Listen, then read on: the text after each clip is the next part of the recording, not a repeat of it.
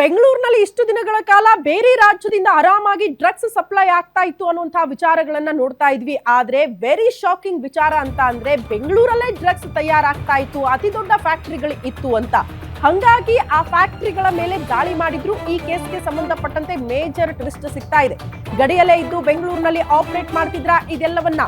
Drug factory ಹಿಂದಿರೋ master mind ಯಾರು ಅನ್ನೋದು ಪ್ರಶ್ನೆ. ಗ್ಯಾರಂಟಿ ನ್ಯೂಸ್ ನಲ್ಲಿ ಡ್ರಗ್ ಕೇಸ್ ನ ಬಿಗ್ ಫಾಲೋ ಸ್ಟೋರಿಯನ್ನ ಕೂಡ ನಿಮ್ಮ ಮುಂದೆ ಇಡ್ತಾ ಇದೀವಿ.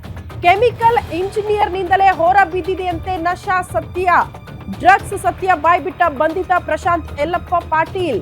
ಇದರ ಮಾಸ್ಟರ್ ಮೈಂಡ್ ಯಾರು ಅನ್ನೋದ್ರ ಬಗ್ಗೆ ಅವರು ಮಾಹಿತಿ ಕೊಟ್ಟಿದ್ದಾರಂತೆ. ರಾಜಸ್ಥಾನದ ಬಿಸ್ನೆಸ್ ಮ್ಯಾನ್ಗಳ ಇದ್ರೆ ಮಾಸ್ಟರ್ ಮೈಂಡ್ ಅಂತೆ. ರಾಜಸ್ಥಾನದಲ್ಲಿ ಇಟ್ಕೊಂಡು ಇಲ್ಲಿನ ಡ್ರಗ್ಸ್ ಫ್ಯಾಕ್ಟರಿಗಳನ್ನ ಆತ ಮೇಂಟೈನ್ ಮಾಡ್ತಿದ್ದ. ಮಷೀನ್ ಅಥವಾ ಇನ್ನಿತರೆ ವಸ್ತುಗಳು ಏನೇ ಬೇಕಾದ್ರೂ ಕೂಡ ಆತ ಸರಬರಾಜು ಮಾಡ್ತಿದ್ದ, ಅದಕ್ಕೆ ಹೆಲ್ಪ್ ಮಾಡ್ತಿದ್ದ ಅಂತ. ರೆಡಿ ಮಾಡಿ ರಾಮ್ಲಾಲಾ ಬಿಷ್ಣೋಯ್ ಎಂಬಾತನಿಗೆ ಅದನ್ನ ಕೊಡ್ತಾ ಇದ್ದಂತೆ. ಪ್ರಶಾಂತ್ ಸೂಚನೆಯ ಮೇರೆಗೆ ಫ್ಯಾಕ್ಟರಿಗಳಲ್ಲಿ ಡ್ರಗ್ ಅನ್ನ ತಯಾರು ಮಾಡೋದಕ್ಕೆ ಬಿಷ್ಣೋಯ್ ಮುಂದಾಕಿದ್ದ ಅನ್ನುವಂತಹ ವಿಚಾರವನ್ನ ತನಿಖೆಯ ಸಂದರ್ಭದಲ್ಲಿ ಕೆಲ ಆರೋಪಿಗಳು ಈ ಸತ್ಯವನ್ನ ಬಾಯ್ಬಿಟ್ಟಿದ್ದಾರೆ. ಅಲ್ಲಿಗೆ ಒಂದಲ್ಲ ಎರಡಲ್ಲ ಬರೋಬ್ಬರಿ ಮೂರು ಡ್ರಗ್ ಫ್ಯಾಕ್ಟರಿಗಳು ಬೆಂಗಳೂರಲ್ಲೇ ಇತ್ತು. ಇದಷ್ಟೇ ಅಂತ ಹೇಳಕ್ಕಾಗಲ್ಲ ಬಿಡಿ, ಇನ್ನೂ ಜಾಸ್ತಿ ಡ್ರಗ್ ಫ್ಯಾಕ್ಟರಿಗಳಿದ್ರು ಕೂಡ ಆಶ್ಚರ್ಯ ಪಡಬೇಕಾಗಿಲ್ಲ.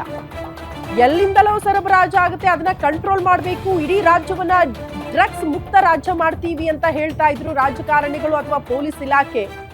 ಆದ್ರೆ ಇಲ್ಲೇ ತಯಾರಾಗ್ತಾ ಇತ್ತು ಅನ್ನೋದನ್ನ ತಡೆಗಟ್ಟೋದಕ್ಕೆ ಯಾಕೆ ಪೊಲೀಸ್ ಇಲಾಖೆ ವಿಫಲ ಆಯಿತು ಅನ್ನೋದು ಸಹಜವಾಗಿ ಪ್ರಶ್ನೆ ಕಾಡ್ತಾ ಇತ್ತು. ಬಟ್ ಈಗ ಎನಿವೆ 3 ಡ್ರಗ್ ಫ್ಯಾಕ್ಟರಿಗಳ ಮೇಲೆ ದಾಳಿ ಆಗಿತ್ತು.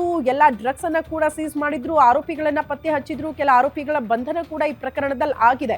ಹಂಗಾಗಿ ಅವರನ್ನ ವಿಚಾರಣೆಗೆ ಒಳಪಡಿಸಿದಾಗ ಇದರ ಮಾಸ್ಟರ್ ಮೈಂಡ್ ಯಾರು, ಈ ಡ್ರಗ್ಸ್ ಸಪ್ಲೈ ಮಾಡೋದಕ್ಕೂ ಜೊತೆಗೆ ತಯಾರು ಮಾಡೋದಕ್ಕೂ ಯಾರು ಸಹಾಯ ಮಾಡ್ತಾ ಇದ್ರು, ಯಾರು ಫಂಡಿಂಗ್ ಮಾಡ್ತಾ ಇದ್ರು, ಈ ಎಲ್ಲಾ ವಿಚಾರಕ್ಕೆ ಸಂಬಂಧಪಟ್ಟಂತೆ ಆರೋಪಿಗಳು ಸತ್ಯವನ್ನ ಅಧಿಕಾರಿಗಳ ಮುಂದೆ ಬಾಯ್ಬಿಟ್ಟಿದ್ದಾರಂತೆ.